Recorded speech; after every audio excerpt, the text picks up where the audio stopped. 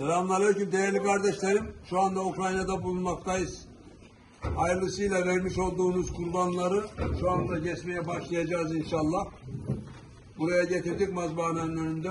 Cenab-ı Mevlam kabul etsin. Selamünaleyküm.